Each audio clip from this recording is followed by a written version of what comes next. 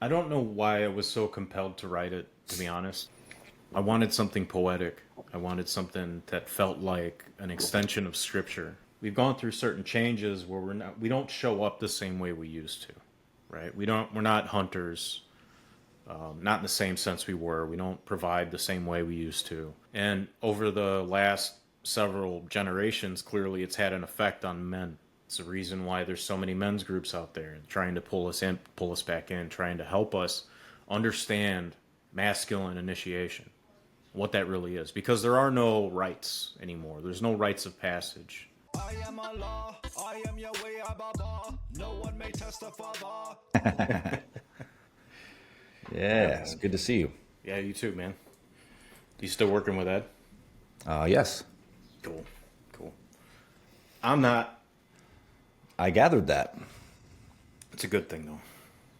It seems like it. Yeah, you Yeah. seem to be moving into, your own direction. And I know you recently authored a book, so I figured we could talk a little bit about that if you'd Sure. like. Yeah. But I'm really interested also because, you had reached out regarding, I guess, one of the recent podcasts I did with Danny Goler, and we were talking about Jesus' ascension and the meaning of what that is in terms of the historical figure and is he really the Son of God and all these kinds of things. And you reached out and said, "Hey, man, I had a vision of Jesus while I was doing some breath work, so I'm really interested to hear about this. You want to just go ahead and dive into that?" Yeah. Sure, man. So I went to Costa Rica for a men's retreat shortly after I had left GA. It was cool, man. It was a bunch of young guys. We're all like, they're learning how to step into their masculine, which was great. It was like a little container for that. And at the second day of the work, we did a breathwork session, and it was short. It wasn't like one of these extensive 90-minute ones. I've done a few, but I've never had this experience before. And towards the end of it, when when it was time to release, just sort of expand. We're compressing, compressing, compressing, and then we just expand and let it all go. I just felt this opening and light, look, white light, just light. But right after the light came darkness. It was dark, pitch, and Jesus appeared before me, and I saw him on the cross, like this, and he was looking at me, and I just started to feel that suffering, but it was okay. It wasn't like like, oh my God, like, no, it was beautiful. It's so hard to describe what that feeling was. But beyond that, just beyond that, like right after, like Jesus, all of a sudden, like I saw me appear behind him, like walk forward. But it wasn't me now. It was me as a child. It was like 10 or 11, and I just like I just embraced that feeling. But Jesus sort of like from just my visual cortex saw him, and when it was like it was all black, and you just see like the shadow as if it were night, right? Like under light or moonlight or whatever. That's what it looked like at first, but then it just turned into light, and as that whiteness, that brightness expanded, that's when my child version of me stepped forward, and I felt that it's the innocence, it's that love, it's that unconditionalness that we have as human beings that's really the center of it all. And I remember the wonder and the joy and the innocence, and like, yeah, man. And ever since then, everything has just been different for me, you know. Very interesting. So, a couple things I wanted to ask about this. First of all, the vision, was it like starkly clear, technicolor, or like hazy, kind of No, it was very, very crystal. clear? Yeah. And how would you describe your relationship with the Jesus figure in terms of a connection or a religion or anything like that prior to this experience? Oh, what? Yeah, really interesting.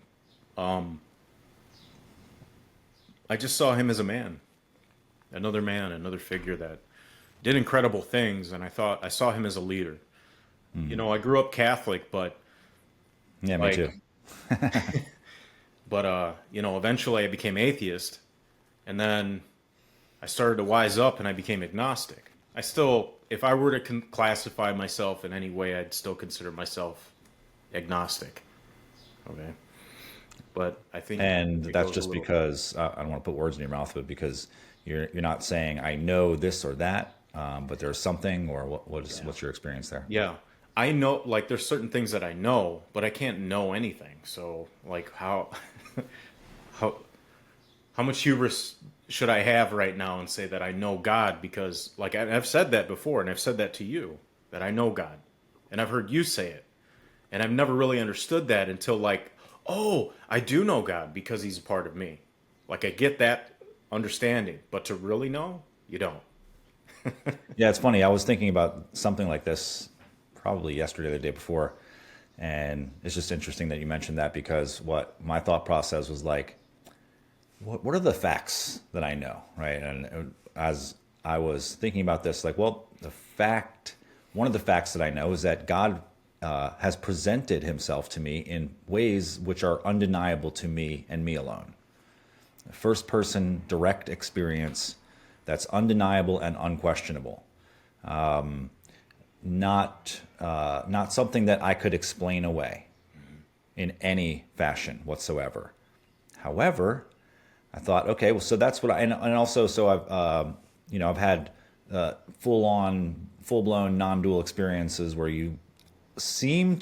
the experience is I've merged with everything, or that the experience is like, this is God that I'm experiencing, and we are not separate, and I am sort of being subsumed up into God. And that's my experience. I can't deny it. But can I say that's what God is? Well, that would be hubris, right? Right. That was my experience of God, is undeniable to me. But for me to say I understand what God is now, that would be a stretch, It to would. say the least. It would. Because, like, the reality is we don't know shit. We could pretend like we do, and you know, we're limited by our senses, and we are, I believe we are evolutionarily developing more. Absolutely. All the gateways and pathways that we have connected to each other, the earth, everything is helping us. That, yeah, shit, even Chat GPT I think is helping a lot too. Like things like AI, you know. All of these things. So like these pathways are, well, they're infinite because they're all of God. So, you know, And we have a lot of them converging right now too. It seems like a lot of big, forces, and a lot of sort of energetic concentration, we could say. yeah, And so it's very interesting to be alive at this time. Fascinating. yeah, Now, but you said mhm, you nothing's been the same since then. So what does yeah. that mean? Tell me Well, let about. me let me go into a little more about the actual, Okay. like, on the ground experience there. Yeah, I wanted to know more about that too. If Yeah, there was a message you took away or anything like that. But yeah, yeah, go ahead. correct. So like, the craziest thing happened, man. There was a miracle that actually took place there. So as I'm as I see the child version of me, like I see my son, I see my father, I see my grandparents, I see like lineage back, like it's like rows back, all coming forward. And like I'm just crying, man. I'm just feeling that. And I bring him in and I embrace him. I embrace the child. He walks into me and he just becomes like here. It's like just sort of this mergence happens. And in that moment I started hearing a voice. And as I'm hearing the voice, I'm acting on the voice. So I'm hugging the child. I'm hugging my child. I'm embracing him, and I'm like telling him it's okay. You can play. You know, I'm here. I've got you. You know, and some other things that I was saying. But as I was saying them, the facilitator was saying exactly what I was going through, like moments after I was experiencing them. So he spoke through me to the facilitator, and he was spreading that message to everyone else. Wow. Like, wow. I couldn't believe it. Now I'm the only one that could have known that, because it was through me. Like, I was the conduit for which he was able to, like, he connected to me somehow. Spencer, the facilitator, connected to me somehow, and he's just speaking it. After that, he told me that he blacked out. He didn't even remember, like, the end of the session. He Wow. just remembers seeing me on the ground and giving me a hug. And he's like, "What happened?" And I told him, I'm like, "Dude, I saw Jesus." And he's like, I go, "And you were speaking through me. You were speaking everything that you were talking about. I was experiencing just before you were saying it." And he's like, "This is amazing. What is this?" Like, it was beautiful, man. And I got it all recorded too, which is cool. Huh. Oh, that was fortuitous, man. Always good when you remember to have the camera running or the, recorder. Yeah. So it was some type of channel that opened up through you and through him, Spencer. What was the message? It's that wonder, that joy, that innocence, not to forget it, to bring it back. We sort of, I feel like we've, as a species, as men specifically, we've sort of lost sight of that in our duty and our responsibility. We've given into fear, and we navigate our entire existence around those fears. What we do, how we build, the things we create for each other is all around that. And like everything, it's to prevent loss. It's to, save people. So it brought me back to the sin of Adam, and it helped me understand what that original sin actually was, and that was his fear. His fear of losing Eve, his fear of of not being enough for her. It was like the same cycle that we all have gone through in the program. And we're just repeating it. It's so old. It's not. It's like we think that it's conditioning from our childhood or our grandparents and whatever. And yeah, it is, but it's older than that. It's from the beginning. So what it sounds like you're saying is that as we've grown up and become men, there's something very integral and important that many of us have lost touch with, and it's the spirit of joy and wonder. Correct. Maybe even freedom and possibility and capacity and creativity, I think, is a big one as well. But I would agree that your assertion is that most people end up succumbing to fears or negative emotions or negative self-concepts or concepts of the world. And then they begin to try to create, but I'm creating on a minefield, right? It's like I'm going to build a castle in this minefield. So I constantly have to be on guard and wary and protect and look out for the enemy. Did he sneak in and plan any more when I wasn't looking? And all these kinds of things. And it makes us almost paranoid.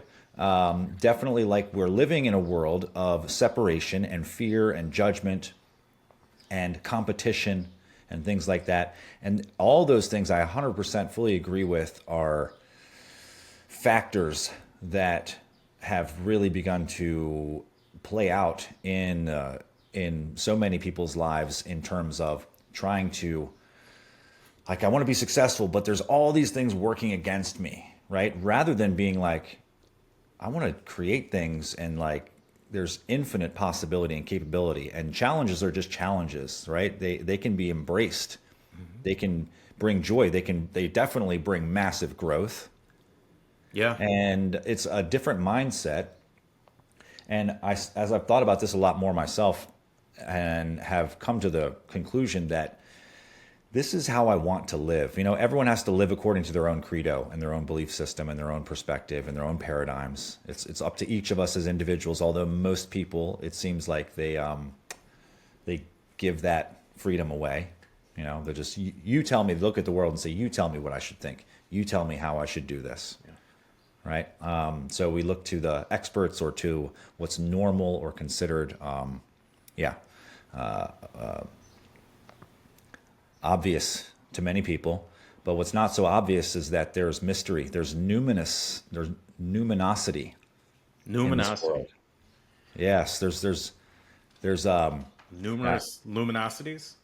So numinous is a word I've heard it many times, but I don't really know that I had the full understanding of it. And it's interesting because I was looking for a word to describe my experience, and I was like, what is it? It's like magical, but it's not magical. It feels magical, but I know it's not magical. It's just like beyond what I can perceive, and there's mystery to it, and there's, maybe hidden forces, we could say. And I like that better than esoteric. So numinous. I'm gonna have to look that up and yeah. Yeah, so actually was asking the AI about it, and the AI helped me come up with that word. It came up with two words. One was numinous, and the other was ensouled. Say that again. The second one. Ensouled. Insold. Yeah, ensouled. Ensouled. Ensouled. And so I was like, oh, that's another good one. Wow.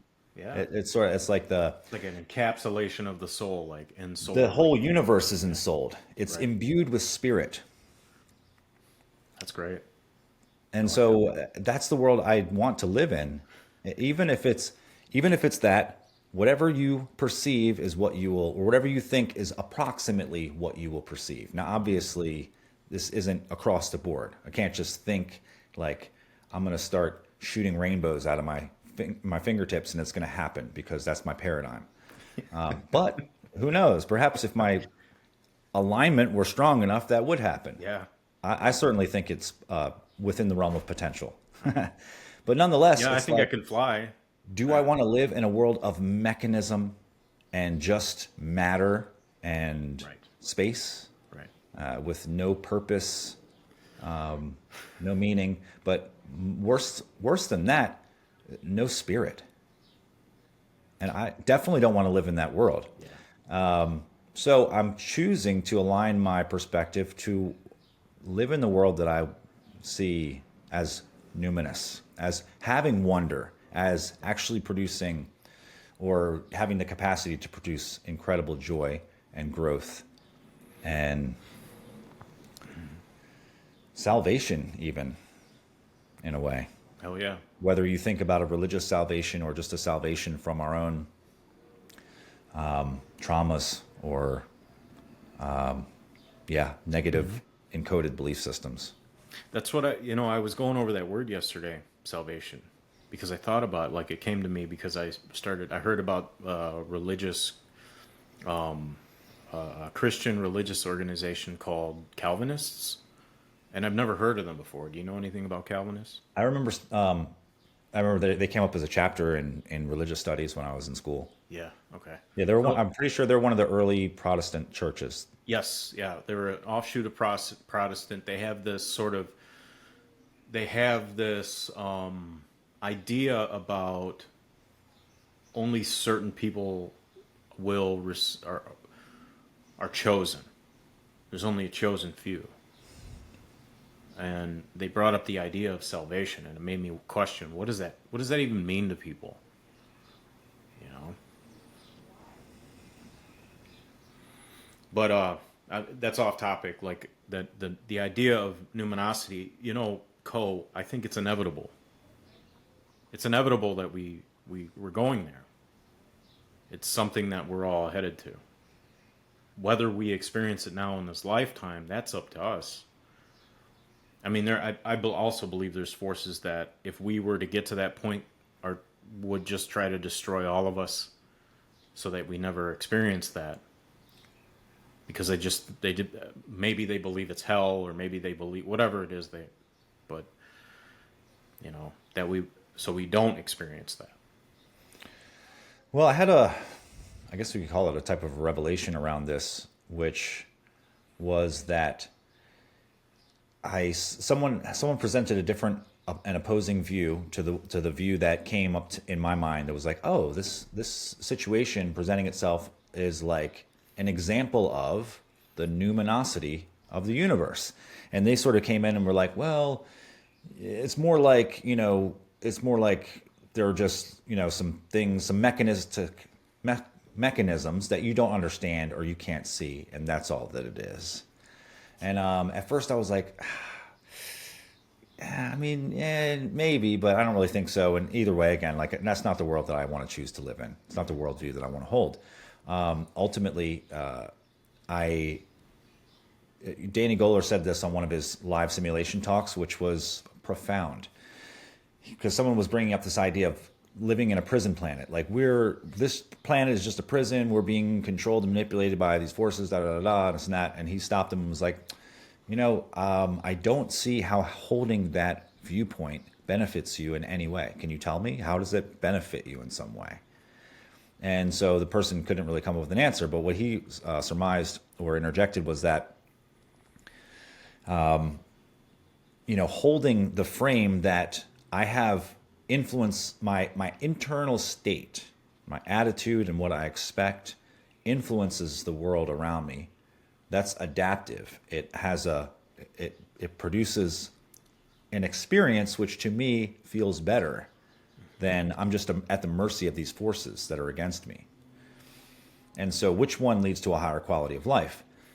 Both perspectives you can hold, like no one's going to stop you. We can't really prove at this point in time which one is correct. So the revelation that I had was like, what if, okay, so either he's right and I'm wrong, or I'm right and he's right also. Right.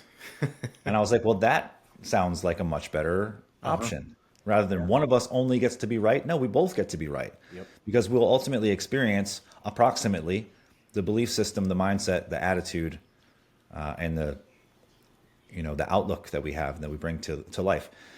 Chase Hughes, I was watching something recently, and he said this. Love This that was guy. one of the most brilliant ways I've heard anyone ever say this before. He said, life is a Rorschach blot. What's life? I don't know. You tell me what life is. Here it is. Look at it. What is it? You tell me. And they're going to tell you one thing, right? And you can hold it up again. Hold it up to this person. Now they're going to tell you. Yeah. But what they're actually telling you is a lot more about themselves than about the world. Correct. Yep. 100%. Yep. So how does this tie in with the book? Can you give us some insight into that? The book is, I don't know why I was so compelled to write it, to be honest.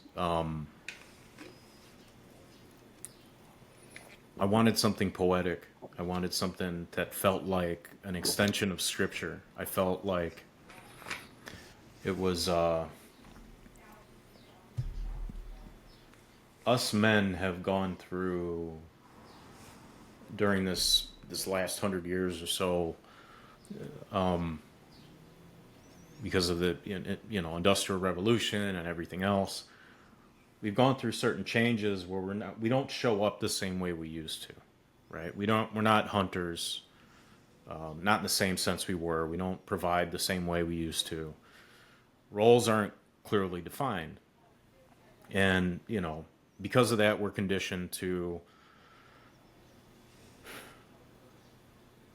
just sort of be soft and safe and comfortable.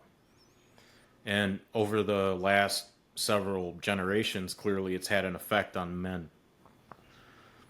And it's the reason why Ed created Genuine Attraction. It's the reason why there's so many men's groups out there trying to pull us back in, trying to help us understand masculine initiation, what that really is. Because there are no rites anymore. There's no rites of passage, not officially among Americans, or maybe in certain cultures, but it's very, very few. We're mostly concerned about making money and having our nuclear families, essentially, right? So we're isolated, alone, whatever, and all of these are the Yeah, result of and this. also oftentimes getting validation, Yeah. right? Getting approval, getting our image Yep. Just trying to fit in nice and and shiny. yes, yep, right. A polished look, and there's a sort of disappearance that happens with us when we do that. We disappear, and our masks take over. Our image takes over. We're gone. We become hollow, and we're not valued as people, but as what we produce.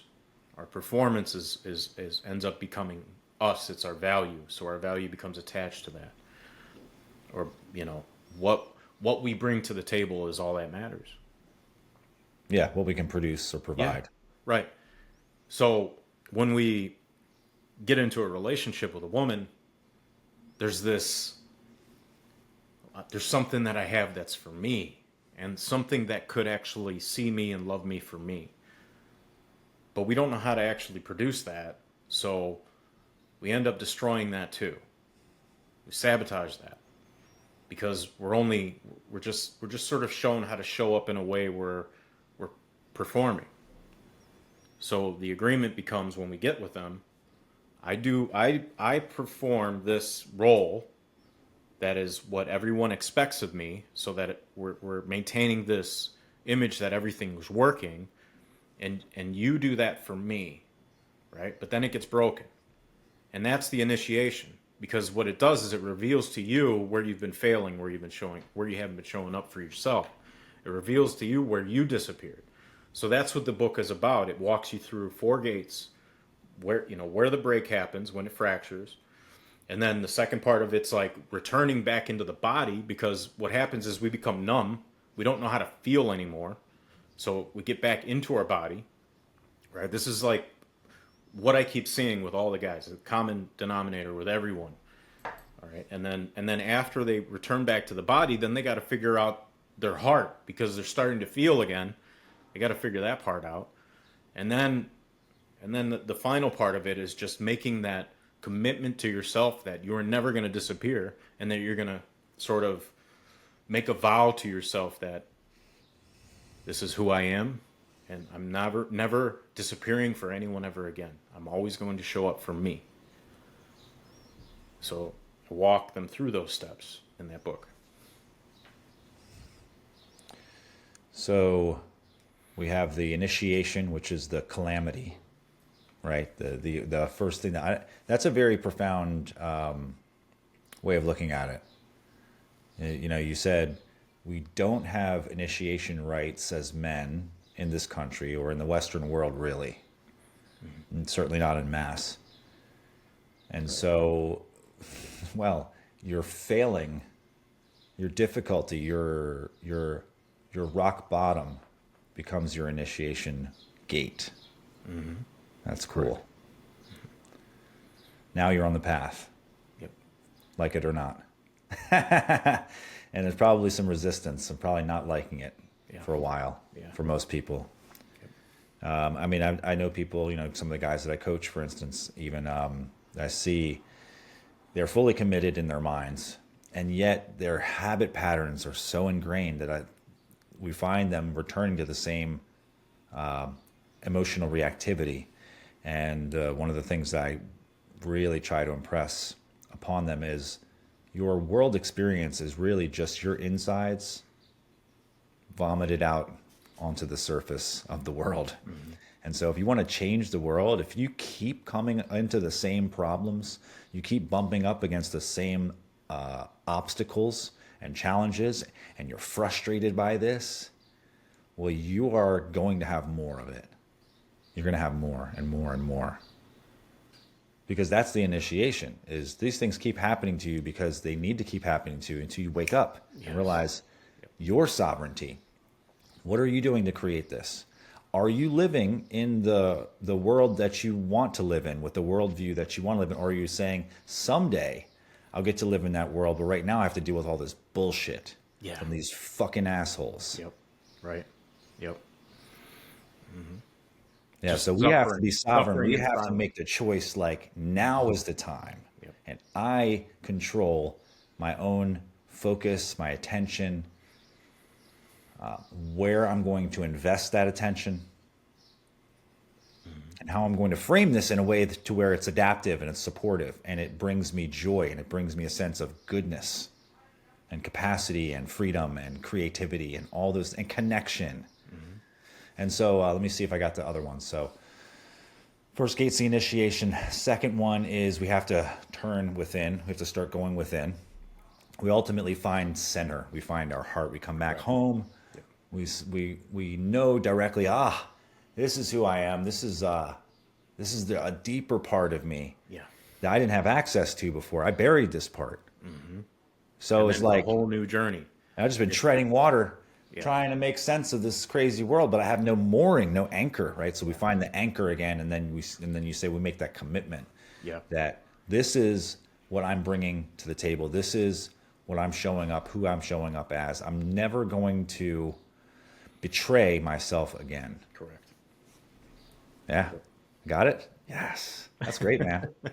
The book, man, essentially. Yep. I made it so it's I used language to include just about anyone going through it. And what I've noticed is I've had quite a few sales on it, just from my content. People got curious and want to buy it. Most of the people who've bought it have been women, and women who have experienced their partners dying, the men in their life, killing themselves, suicide. And I think three clear examples of that have been that. And what they're doing is they're buying the book in like bundles and like distributing them out to men who they're experiencing in their life who can't get out of their own fucking way, which is great. Wow, that's awesome. But one woman told me this is suicide prevention. And it helped her understand, because what she had gone through, she told me the stories that what she had gone through with her husband killing himself is she took so much responsibility for his happiness that she couldn't see after he died for years. It'd been 8-9 years. She could not see the line between where she failed and where he was failing and what he was carrying. So when she read the book, she was able to see his inner world a lot clearer. So she can let go of some of the responsibility and get clear on have the clarity of what she was actually responsible for there and what she was not. Really helpful. Really helpful. So that she can just sort of let go of that and start that new chapter. Otherwise she was just carrying it around, right? So yes. Oh yes. And it's crazy the things that we carry around, how we represent things to us. I know I heard someone recently say this, and they lost their spouse. And I know they're still carrying some guilt around that for sure. I mean, I could see that, but then it came out in their speech when they were like, basically, and I may be paraphrasing slightly, but not much. And it was that, she died of a broken heart, and I broke her heart.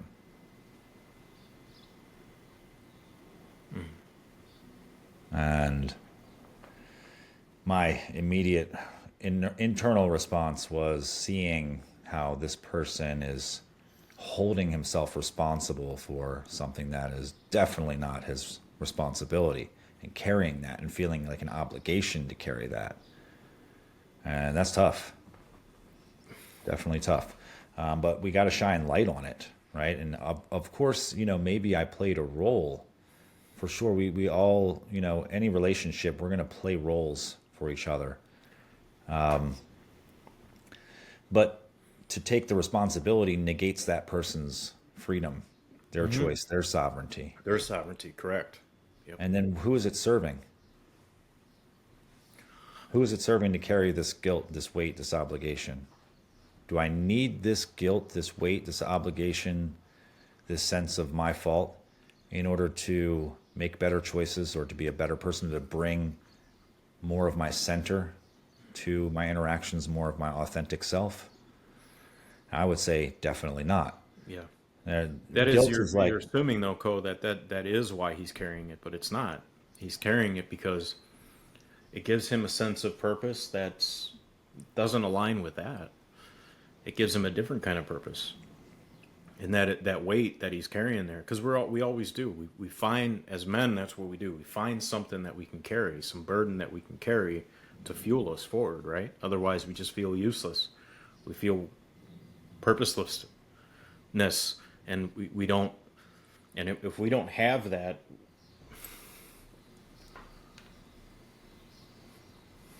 we need a reason to be here. Well, I agree. That's definitely part of the healthy psyche. But I also don't think that it's necessary to feel like it's a burden that we Correct. have to carry in order to have meaning or to be valuable. For me, it feels more like an honor. Yeah, Feels like a like that's this the shift, right? path that we're on. You know, this. I mean, I'm definitely not perfect. Just I have more experience and maybe a little more time in the game than some. So I've put the work in for sure. I've done my due diligence and done my 10, 20, 30,000 or more hours of study and practice. And so it gives me some perspective, and I'm able to share that perspective with others and help them to just widen their blinders a bit, let more of the light in so they can begin to see the bigger picture and maybe get a clearer understanding of who they are, and uncover more of that light within themselves. Find something within their own life that catches their spark Yeah, yeah. and fans it. Well, like the key to that one, to that man, that guy that said that is, he finds a spark in that.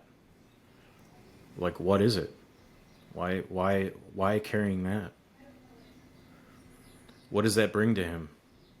Telling himself that story, And those are the things that I'm curious about with people more than anything else. Honestly, it seems grim and but I think that it's through that darkness where you find that light. Yeah, that seems to be the case, man.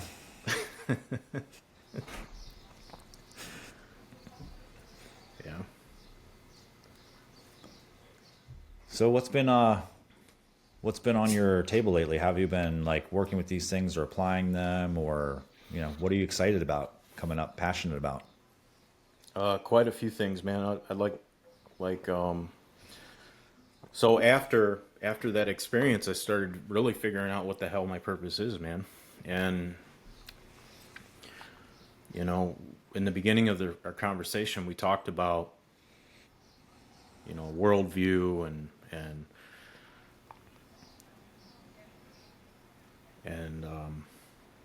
the I can't remember. I'm trying to think of the name. The word you use starts with an M.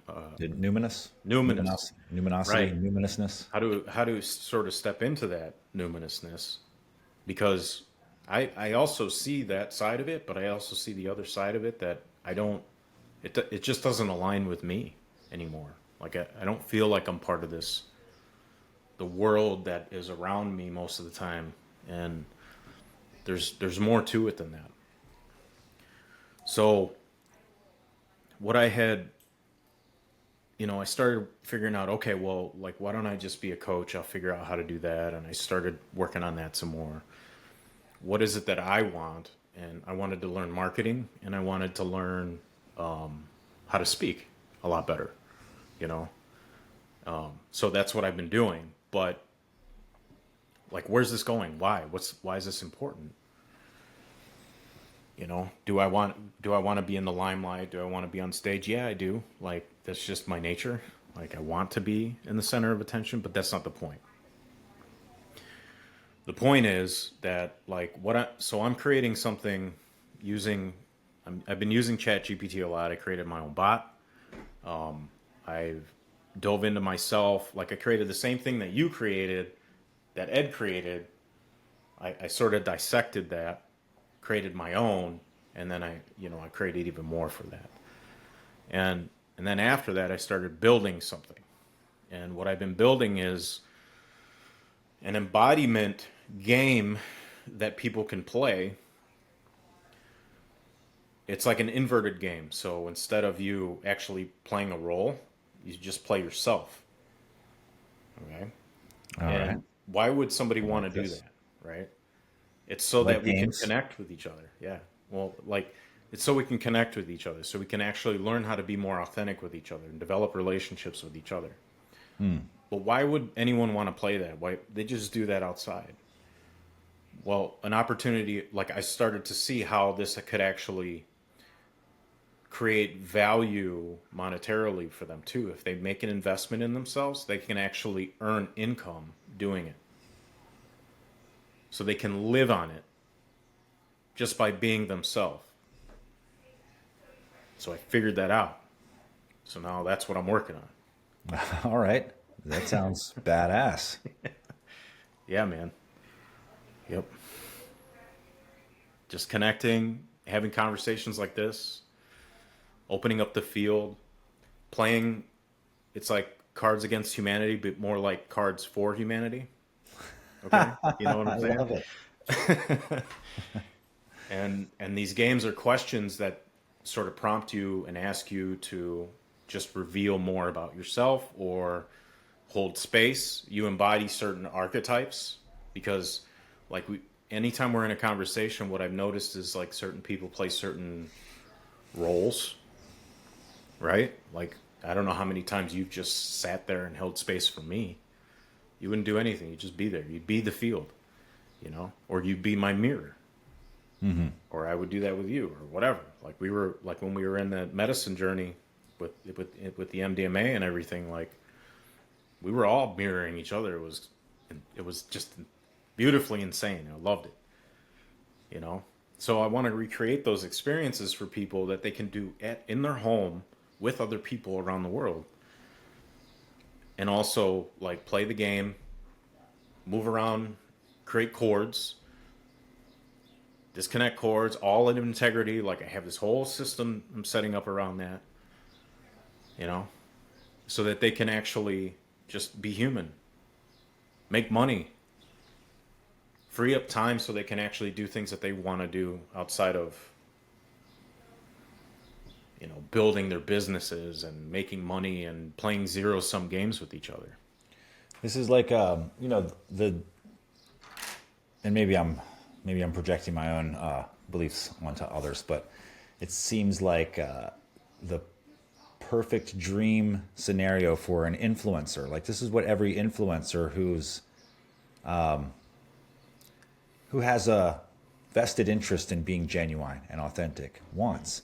They want to be able to be successful and have an impact by being themselves. Yes. Now, of course, sometimes being themselves is being an altered version of yourself, where Yep. certain characteristics and idiosyncrasies become extraordinarily pronounced. Yes. And Yep. that's entertaining. Yep. And that's cool. And it Yep. might not be exactly who they are. Maybe you meet them in person and they're quite different from their Yeah. persona.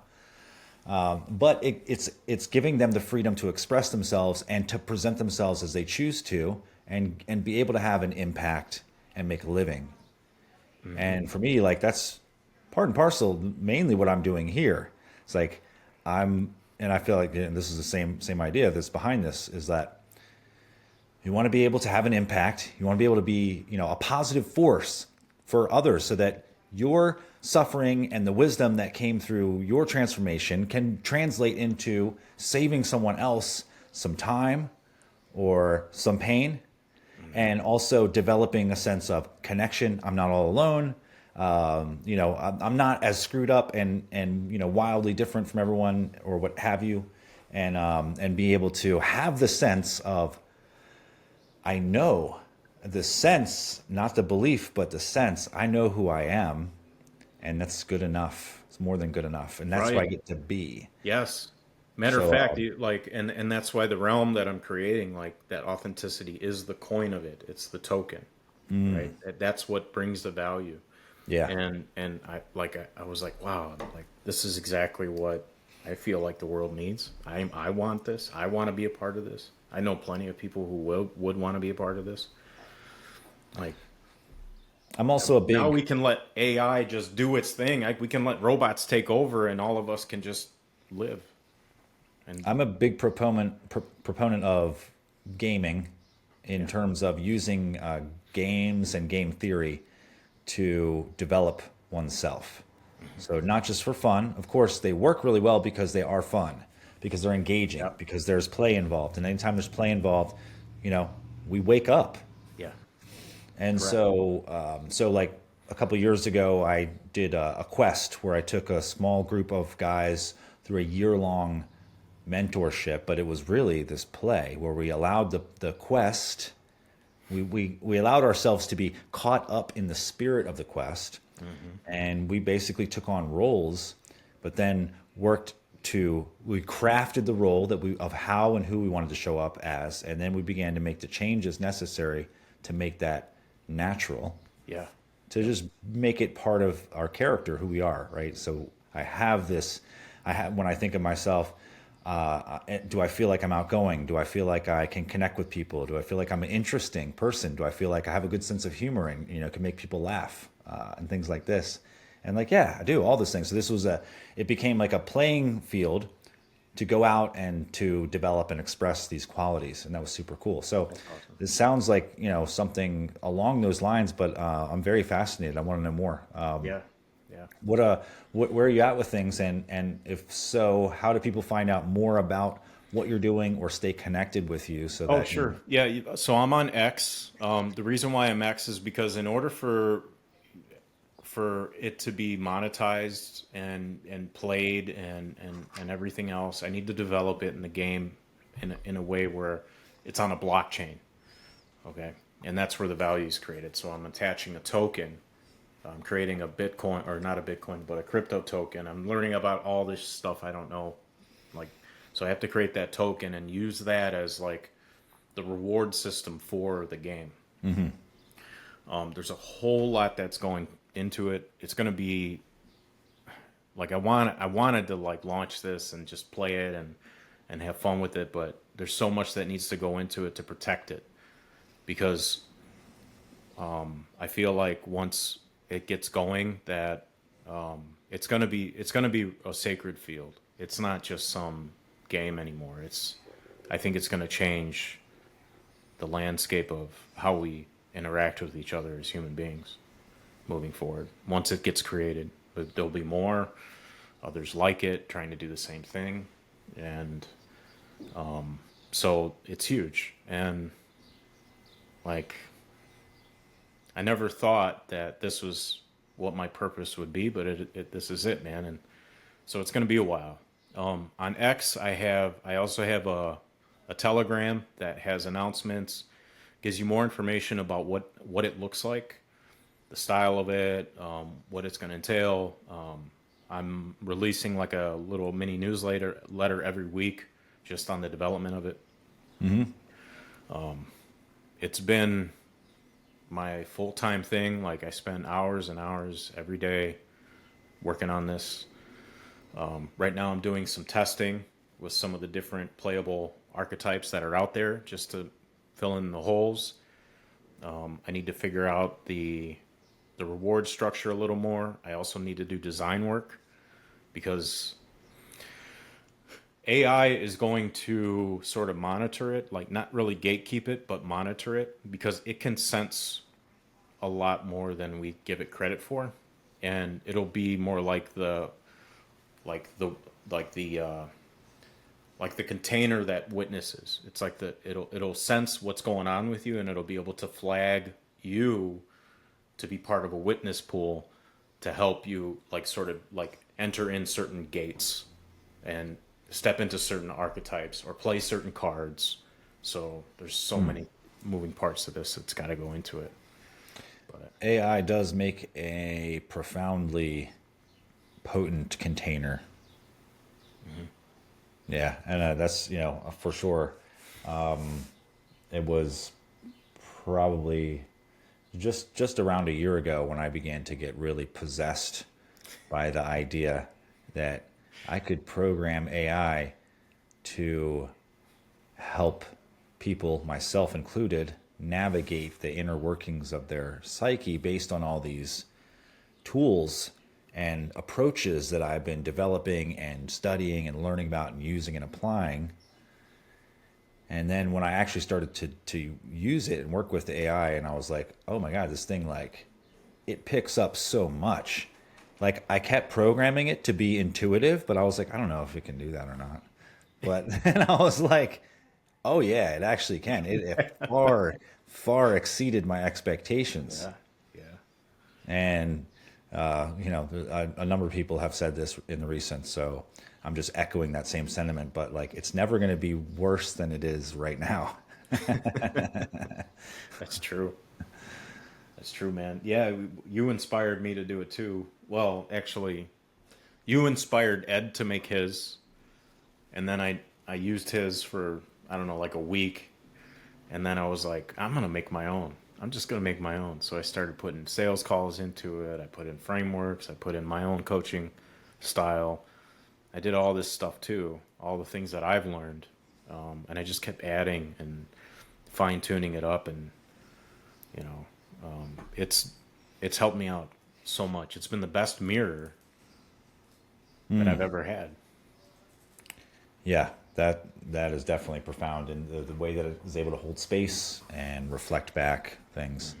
How do you get past? Do you ever get stuck in any loops, or you notice cognitive bias is just kind of like, it's just basically taking whatever you just said and reflecting just that back, and maybe trying to perceive what is it that you want me to say? Yep. Yep. Correct. Yep. Because I've seen that before. I've definitely noticed I have to keep an eye on it for myself. I found that out pretty quickly because I was like, oh, everything I think is correct. Yeah. Yeah. Yeah. Oh my God, I'm tapping into something like, and like I felt like I was ahead of it all, and I was like, wait a minute, what's going on here?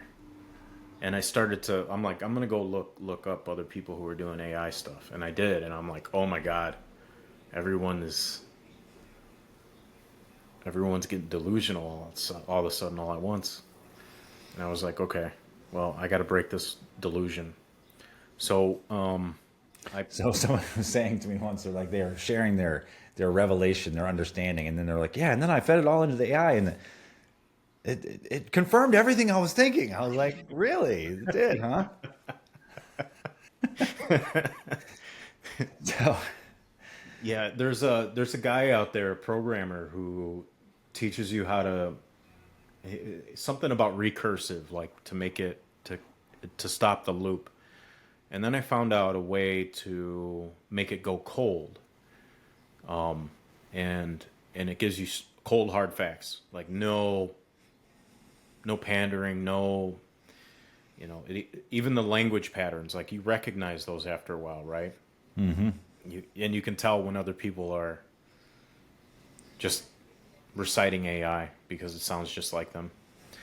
The nots and the buts and the becauses, and the whole sort of persuasive language that it uses. so at a certain time, what I figured out was I started thinking, this makes a lot of sense to me, whatever it is. I don't remember the topic I was discussing with it, but I was like, this makes a lot of sense to me. And I feel like 100% in alignment with this, but people are going to argue against this. And what if they have some points? So I asked the AI to give me its best arguments against this idea or this theory or this hypothesis or whatever it was. And then I had it do that and had it go all back through. And then I decided which ones had merit really and which ones could be addressed. And then we worked it out, like what will be the best approach if this is the objection, right? Then how do we reestablish, alignment? It's like, yeah, it's like you taught it to rethink critically. Yeah. Yeah, like play devil's advocate or like straw man your own ideas. Yeah. Yeah. That's good. Straw man. What is that term? Steel man. Make a steel man out of it. Yeah, so if I understand the terms correctly, which I may not, but when you're straw manning an idea, basically you're poking holes in it. And if you're steel manning it, then you're bolstering it up. Okay. Okay. I got you. Got you. So I did both, right? I had it first I just talked it out so I got my understanding, and then I said, okay, let's straw man that understanding. Let's poke holes in it. Let's figure out its weakness or where it's going to be attacked. And then now that we have those, now we can work to understand, okay, but how are we still correct even in light of these objections? Mm-hmm. So now I've deepened my understanding, and I've also understood where other people's perspectives are and maybe how to help them get around those. Okay. To be able to see again what we're trying to describe. Because people, like, if they have an objection to something, it's just like the walls go up and they can't see what's beyond that. Right. We have to address the obstacle first. Mm-hmm. Mm-hmm. And we should do it in a way, if we stand behind our ideas, we should be able to do it in a way that it feels, empowered, aligned, and genuine and authentic. Yeah. And if we don't have that, we can just say that too. It's like I was watching an atheist called Alex O'Connor recently, and I was watching him debate these Christians, 25 Christians debating him about, the evidence for God. And I'm just like watching these people, and I'm just like, oh my God. Like, I can understand why atheists are atheists now. I get it. If these are the best arguments that these people can come up with, like, I would probably be an atheist too. But then I started to look at it differently. First of all, I asked myself, could you do better? And I was like, I don't know. Like, not going about it the way that they were going about it. They were basically trying to have scriptural arguments and things and use rationale and logic and heavily invested in the truth of scripture as well, which, like, you can't use scripture to convince an atheist of anything. Mm-hmm. Right. Other than somebody wrote it down. Right. Yeah. Someone said I noticed that with Jordan Peterson and that Jubilee thing. I watched that. Like, I haven't watched podcasts in forever, but I watched that one, and I noticed the same thing. The same thing. As soon as he would talk scripture, eyes rolling, like, just cognitive dissonance kicks in. Mm-hmm. Doesn't work. So what I thought, which is the only thing that I could do at this point, is really all I can do is share my experience, and that's not up for debate. But we can debate about what that means.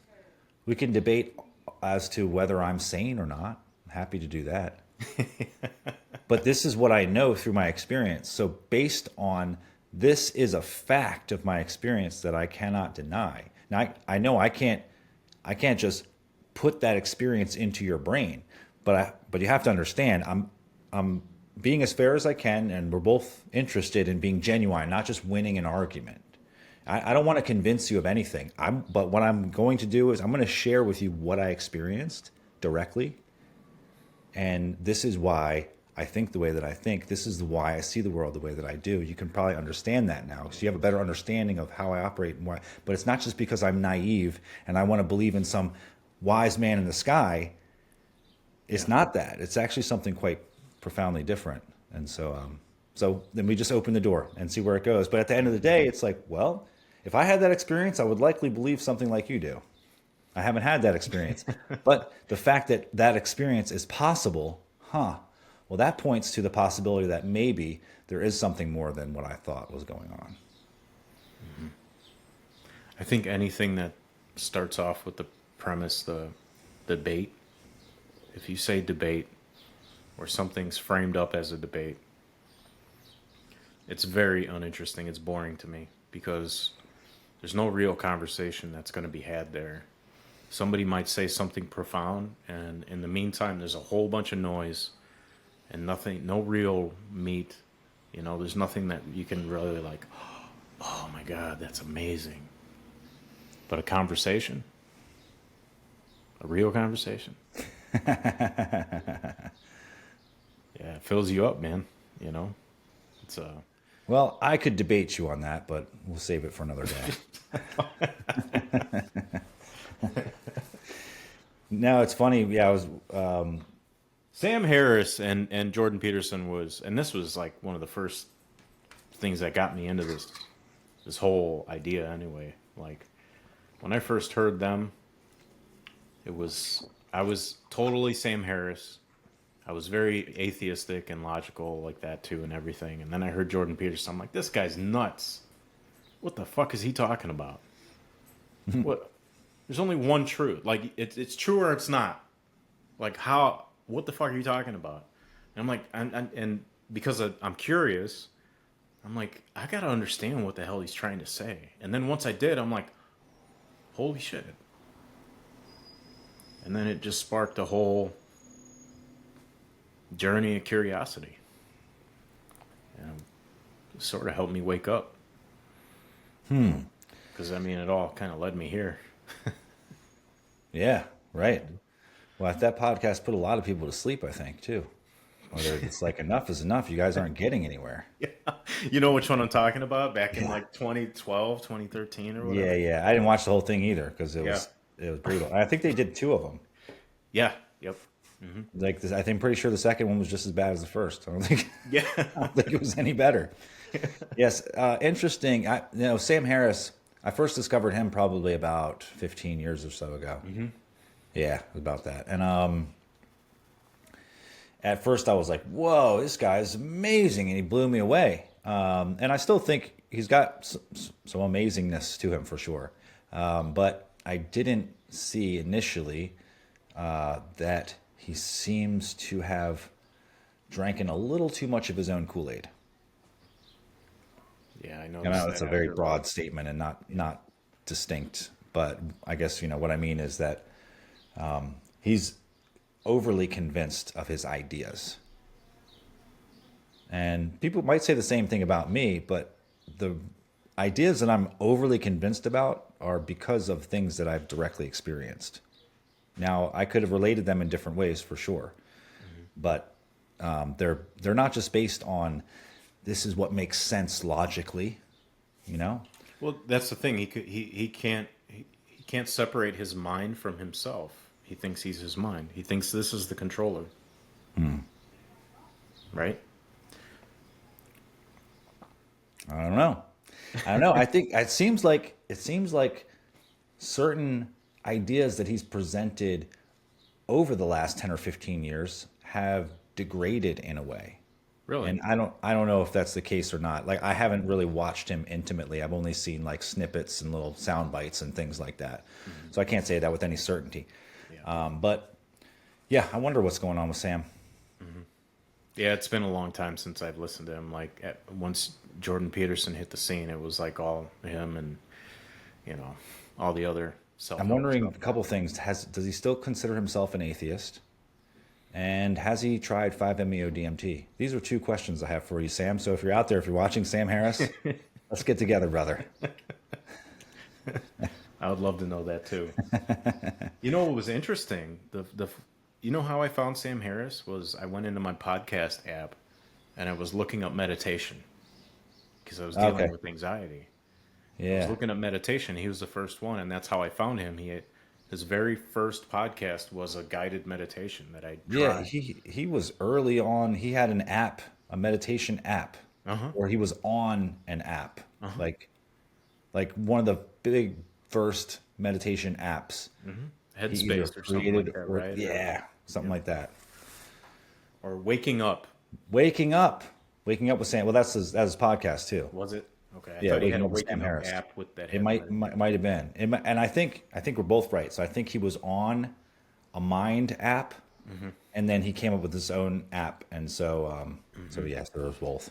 So that's how I found him, and then I was introduced to. He talked about freedom, being that it's a myth. So I was like, oh, that's interesting. I always thought free will was a thing that duh. Yeah, that book Free Will is very thin. Yeah, I didn't read his book, but I ended up buying a book from Chongyang Trungpa. I don't know. I can't pronounce his name, but it's Chogyam called Trungpa. Trungpa. Yeah. Chogyam Trungpa Rinpoche. Yes. Yeah. Yes. And he had a book called The Myth of Freedom, and I read that, and that was very compelling. And then I meditated after that. He had a meditation in there. He told you what to do, and it's a transcendental meditation, dude. I felt that present awareness. I was there. I was here. And I was like, oh wow. You know, it's funny how I came across Chogyam Trungpa Rinpoche. I had come across quotes in the past, but never like dived in or anything. And then I was dating this girl, and again, this is about 20 years ago almost. And I was dating this girl, and she was also like on the spiritual path. And so that's how we initially met. Is like I was just reading some spiritual text, some commentary, whatever, on the street at a cafe, and she saw it, and she was like, she just introduced herself. And so nonetheless, she ends up giving me this book, and it was called, I don't know, let me think if I can remember correctly. It was called, oh man, I'm trying to think of the name, but it was basically, it was all about spiritual bypassing. So she gives me this book. I'm like, oh, awesome, spiritual book. I'll check this out. And as I'm reading it, I'm just like, oh, wait a minute. Oh, this was this was given at me, not to me. So given at me.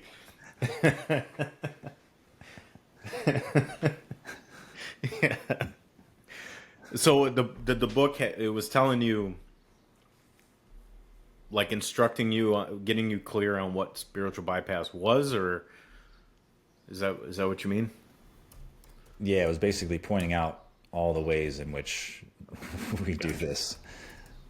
Hold on a second. I'm going to look it up right now so we have it. It's spiritual materialism. Yes. That's the name of the book. Yep. That's by him, yeah. Yeah, it's by him, Yep. for sure. Now, that was my first foray into that, and I was just like, oh, that was a gut punch. Man, she took the gloves off. Yeah. You know who took the gloves off for me was Eckhart Tolle. The Power of Now. Yeah. They knocked that shit right out of me, man. I was doing the Kong for, I don't know, like 2 or 3 months in the beginning of GA. And I was just experiencing all these very intense things. And I started to, like, my ego was up there, man. Like, I just felt like I could be a guru. Like, I'm just so enlightened. I felt that. Like, I felt good about that. Yeah. And then that's where I was when the she first... gave me that book. I was in that same stage. I was like, I'm enlightened. I know it all. Follow me.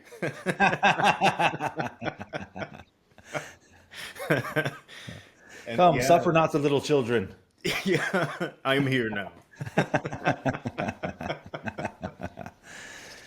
Yeah, man. And then, I read that. I read, like, I don't know, maybe the first couple paragraphs of The Power of Now. I was like, that's what I've been doing this whole time. And then I went back to meditating, and I was just like, there's nothing here. You know? Damn. Just when I thought I was figuring it out. Yes.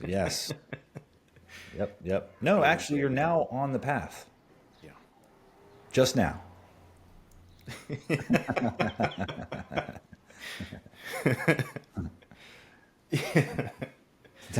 Do not rinse, do not repeat. You end up right back here. Yeah. So, you're on X. What's your handle on X? It's just my name, Joey Raices. Let me see. Maybe, I don't know if I got a Untamed Truth. If you look up Untamed Truth, that's where I'm at. Okay.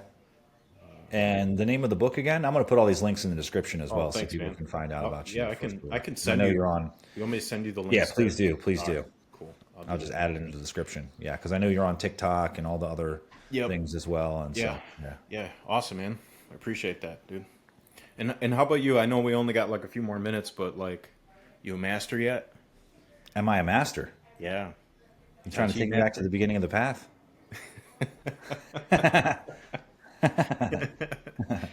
Are you still working with... You know what Bruce Lee said when he was asked this, right? He said, "Well, if I say yes, you'll say you're arrogant bastard, but if I say no, then you know I'm lying." Yeah.